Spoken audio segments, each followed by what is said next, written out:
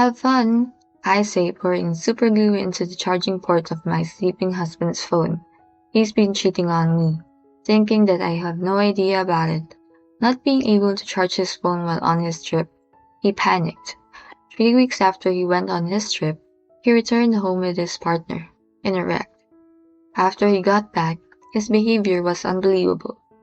My name is Vanessa, and I'm a cartoonist. I've wanted to be a cartoonist ever since I was in elementary school, so I taught myself how to draw. After I turned 17 and graduated from high school, I started working as an assistant for various writers, while making my own cartoons in my spare time. This is how I've been living since then. It was when I was 25 years old that I met the man who would later become my husband. His name was Earl. We had been classmates since elementary school, but my school had many students, so it was normal to have not talked or even know many of the students' names. Earl was one of those people. Although we had hardly spoken before, Earl approached me at the class reunion. Although it was a class reunion, he was dressed pretty sloppily in his sweatshirt and sweatpants. To be honest, I was a bit nervous because I looked so out of place. Long time no see. How have you been? Are you still studying to be a cartoonist? It seemed I was well known for wanting to become a cartoonist, and Earl seemed to remember that. Yeah, I'm still trying, but I still have a long way to go. I'm probably the only one there who was still chasing their dream in their late 20s. Because of that, I didn't have the ability to confidently say I was trying to be a cartoonist. Awesome. If it's alright, could you show me what kind of cartoons you're making? Earl said to me, not even noticing my neatness. But it was the first time someone had taken interest in my cartoons, so it was a strange yet happy feeling. After exchanging contact information with Earl, we had plans to meet at a cafe a week later. I was the first one to arrive. Earl came about 2 minutes after we had planned to meet. Unlike at the reunion, Earl was dressed with a stylish jacket. I grinned and thought, "You're not wearing sweats today." "Sorry. Did you wait for me?" "Not at all. It's fine." Just like that, we went to a cafe Earl knew, where we could talk. It was so quiet there. I couldn't believe it was in the middle of the city. I showed him my drawings and talked about my ideas for my comic book.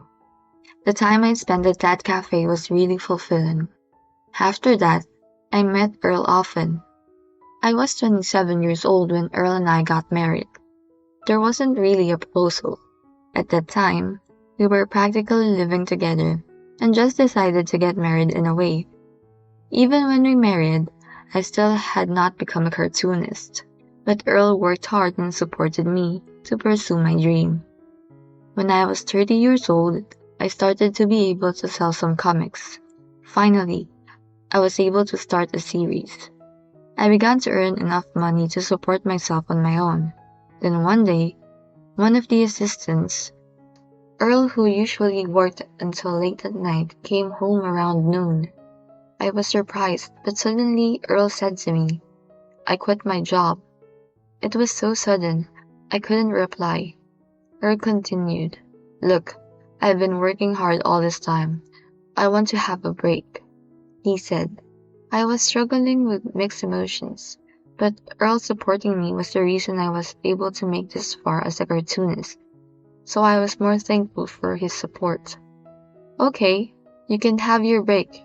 You worked hard," I said, forgiving him. 5 years have passed since then, and I am now 35 years old.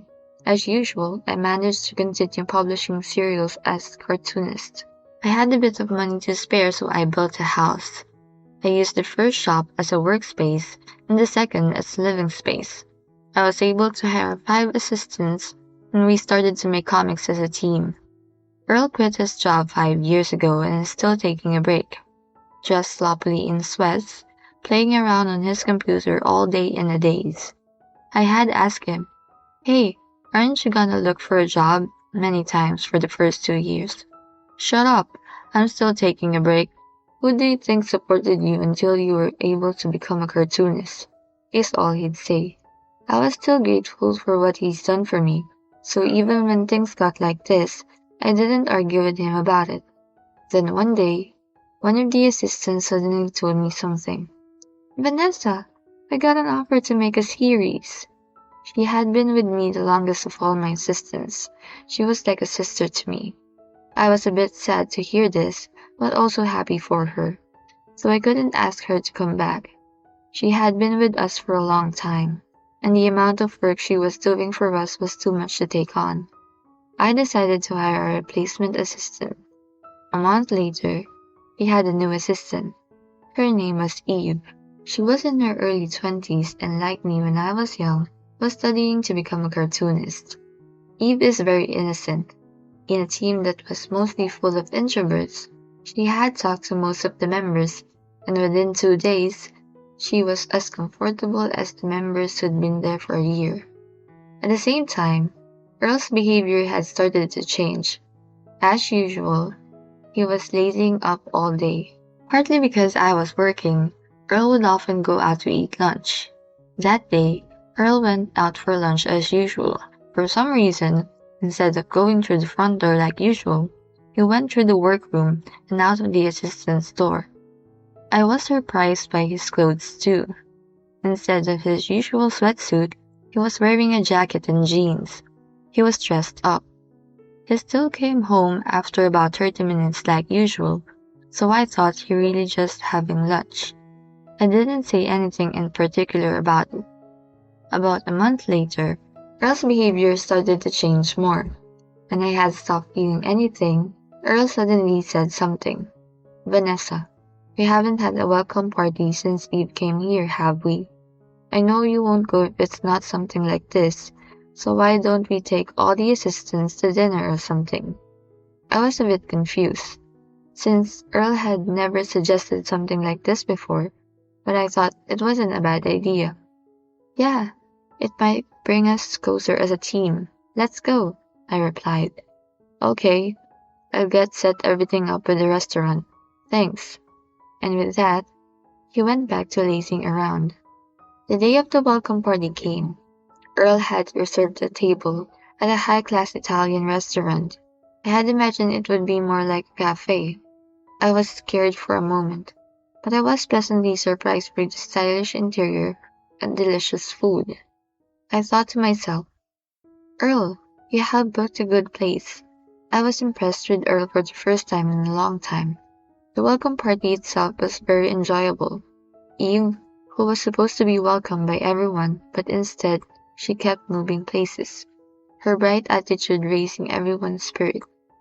Members have changed, and honestly, we were down in terms of manpower, but with this theme, I thought we were able to restore things to their former state. The dinner party was coming to an end. Earl stood up suddenly and sat down next to Eve. It seemed that Earl was actively trying to talk to Eve.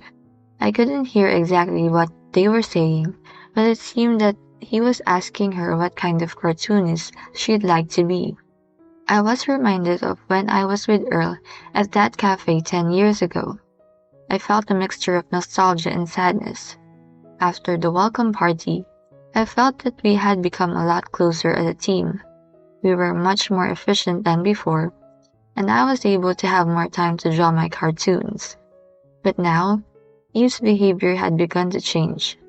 After Eve would leave for lunch, it would always take her about 5 minutes to get to the break room. Although I left it up to everyone to decide when to go to lunch, I felt a bit uneasy that even Earl's lunchtime always lined up. To make things worse, Earl had started to come home after an hour instead of 30 minutes like he used to. Are Earl and Eve having an affair? I hated that I was doubting them, but when I put everything that's been happening together, I couldn't help but feel like that was the only thing that made sense. The feeling only grew stronger day by day. Still, I wanted to believe in Earl and Eve, as much as I felt like something strange was going on. I came up with an idea. If neither of us had nothing to hide, it wouldn't be an issue. Both of us knew each other's phone passcodes. If I check his phone and the passcode has been changed, then he's guilty of something. While Earl was taking a bath, I decided to check his phone. The passcode on the phone was unchanged. I went straight to check his messages. At the top of the messages was a conversation with Eve. He had changed the name to Ella, but he was obviously talking about when the two of them were going to lunch together. I wonder if this is supposed to be a camouflage. As I continued to read further, I found a message written by Earl 2 days ago. Vanessa's going on a business trip for about a week or so. Want to go somewhere then? He sent her. I did have a trip coming up soon to do a reveal of one of my new comics. Eve replied, Hawaii. I want to go to Hawaii. I've never been to Hawaii before. Like this. It seems that they were planning to take a trip while I was away from here. Eve had said earlier that she wanted to take a week off to go to her hometown at the same time as my business trip. We were ahead of our deadlines, so I had allowed it. I shuddered with anger. No matter how lazy Earl was, I had always forgiven Earl because I was grateful for what he did for me. But to cheat on me? I could not forgive him this time. I decided to divorce Earl. I could have gotten emotional here and kick Earl and Eve out, but after all this time, putting my team together, I didn't want Earl cheating on me to ruin everything. I wondered if I could somehow get back at him without destroying my team. Earl managed everything on his phone. Of course, things like restaurant reservations everyone does on their phone, but he really did everything on it. Of course, that means the plane tickets, hotels, and everything else for the trip would also be managed on his phone. Then I had an idea. I should make it so that he can't use his phone on his trip.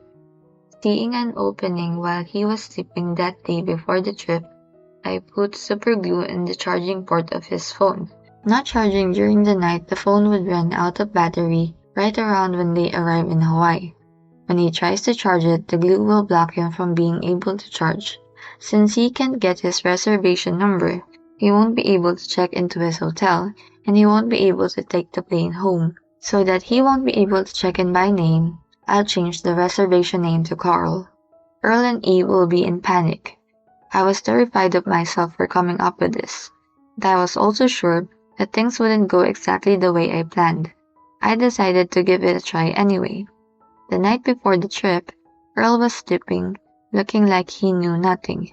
Since I was going on a business trip, he must have thought there was no way I'd find out. He hadn't told me anything about going on a trip. That might be obvious since he was doing it to cheat on me, but I was still sad. As planned, I poured super glue into his phone's charging port. In the morning, I left for the business trip. Earl saw me off at the door. He seemed to be grinning somehow. I thought to myself, have fun on your trip, and left the house. A week later, I returned home after my business trip. Earl wasn't in the house. It seemed that he had not returned home. In the workshop, my assistants were concentrating on their work. Eve, who was supposed to be back from her vacation by now, was not there. Perhaps my plan is working better than I thought. One of the assistants noticed that I had got back and called out to me. Hi Vanessa, welcome back. I thought Eve would be here today. Is she still on vacation? I think she got sick while she was at her parents'. She's going to take some more time off. Let's all do our best to make up for her, I said, trying my best to smile. Earl and Eve didn't come back for another 2 weeks. The two of them came into the assistant's doorway, dirty and wearing tattered clothes. Eve looked exhausted, but as soon as Earl entered the house and saw me, he yelled at me. Vanessa, you're the reason I can't charge my phone, right? How dare you? You're the only one who could have done that. You did something while I was sleeping. I didn't want all of my assistants to see this. I walked out of the workroom with Earl, who was coming at me. Eve was not following us. She was just standing there. Earl was probably not calm. He was screaming for a long time, but he didn't seem to realize the situation itself was telling me what happened. Why did you and Eve come back together so dirty? Did you two go on a trip together? I said, smiling. Hearing those words, Earl's face turned pale. This is, um, Earl was desperately trying to come up with an excuse, but there was no excuse.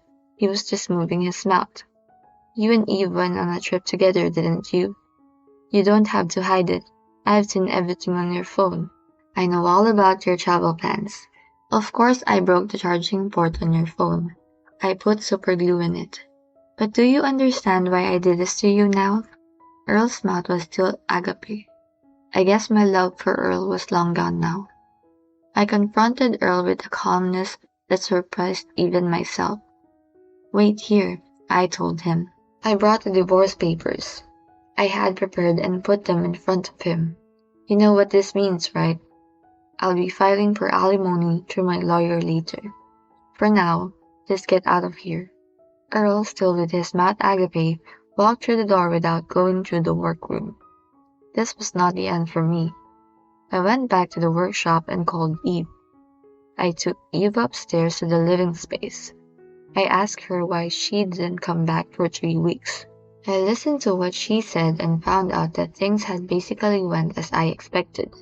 They couldn't check into the hotel they had prepared, and they couldn't get on the flight home either. But that wasn't the end of the story. Earl thought that he could pay for everything with his phone. Eve thought that Earl would be paying for everything. Worst of all, Eve had forgotten her phone's charging cord. Earl's cord didn't fit Eve's phone either, so Eve's phone also couldn't be charged. In the strange land of Hawaii, the two were at loss, unable to leave. Earl wanted to get out of Hawaii, so he asked a fisherman to give them a ride back home. The fisherman agreed on the condition that he would live and work there for a week. He agreed.